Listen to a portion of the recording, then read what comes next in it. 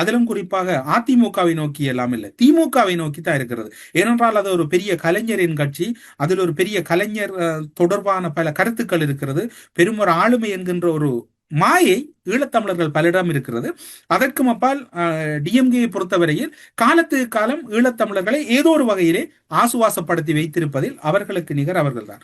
அதாவது அவர்கள் எப்படியான விதத்தில் அனைவரையும் தங்களுடைய கைக்குள் வைத்திருப்பார்களோ அந்த வகையிலே அவர்கள் கைக்குள் வைத்திருக்கின்ற வல்லமை திமுகவுக்கு நிகர் வேறு யாரும் இல்லை என்றே கூறலாம். அந்த வகையில் ஈழத்தமிழர்கள் பலர் திமுக திருடினால் என்ன, அல்லது அவர்கள் மீது அபாண்டமான குற்றச்சாட்டுகள் முன்வைத்தால் என்ன, அத்தனை குற்றங்களும் ஈழத்தமிழர்களுக்கு பெரிதாக தெரியாது. ஏனென்றால் அவர்களை பொறுத்தவரையில் தமிழ் தேசியத்தை ஆதரிக்கின்ற நாம் தமிழர் சீமானை பொறுத்தவரையிலும் அவர்கள் அவரை ஏற்பதற்கு அப்பால் இங்கு சென்று விடுவார்கள். காரணம் என்ன சொன்னால், அவர்கள் திராவிட கொள்கை என்பதை விட திராவிடத்தின் வழங்கக்கூடிய சன்மானங்களுக்கும் அவர்களிடமிருந்து கிடைக்கக்கூடிய சில வெகுமானங்களுக்குமாக அலையக்கூடிய ஒரு சிலர் தான் இந்த ஆதரவு நிலைப்பாடை எடுப்பவர்கள். அதற்கும் அப்பால் பார்த்தால் இப்போது டிவிக்கு வருகின்ற போது அவர்கள் தற்குறி என்கின்ற சொல்லாடல் என்பது நம்மை பொறுத்தவரையில் அது ஒருவரை நாங்கள் பிழையாக விழிக்கக்கூடாது.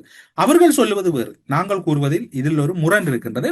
இந்த கருத்து யாருக்கும் சார்பாக அல்லது விஜய் வெல்ல வேணும், ஸ்டாலின் வெல்ல வேணும், எடப்பாடி வெல்ல வேணும், சீமான் வெல்ல வேண்டும் என்றால அங்கு கள யதார்த்தம் எப்படி இருக்கிறது என்பதை பதிவு செய்ய வேண்டிய பொறுப்பு இருக்கிறது. தேர்தலுக்கு பின்னரான கருத்து கணிப்பு நாளைய தினம் வருவதற்கு வாய்ப்பு இருக்கின்றது. அது வருகின்ற போது ஒருவேளை கடந்த காலங்களில் அவையும் கூட தலைகளாக மாறி இருக்கின்றது. ஆட்சியில் இருக்கக்கூடியவர்களுக்கு சார்பாகத்தான் தேர்தலுக்கு பின்னரான கருத்து கணிப்புகளும் வெளிவந்திருக்கின்றன. ஒருவேளை அதனையே தாண்டி ஒரு நடுநிலை கருத்து கணிப்பு வருமா என்கிறது இப்போது வரைக்கும் சந்தேகமாத்தான் இருக்கின்றது. ஆனால் வந்தால்தான் அதனுடைய நிலைமை தெரியும்.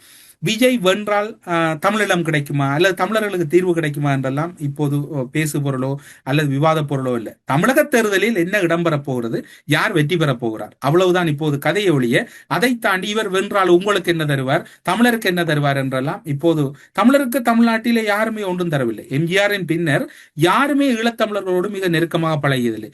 அந்த வகையில் அதற்கும் அப்பால் பழகியது என்று சொல்லி யாரும் உரிமை கொண்டாட முடியாது. நாம் தமிழர் கட்சியினுடைய தலைமை ஒருங்கிணைப்பாளர் சீமான் அவர்களை தாண்டி எவருமே பெரிய அளவு நெருக்கத்தோடு பழகியதாக எந்த ஒரு பதிவுகளும் இல்லை.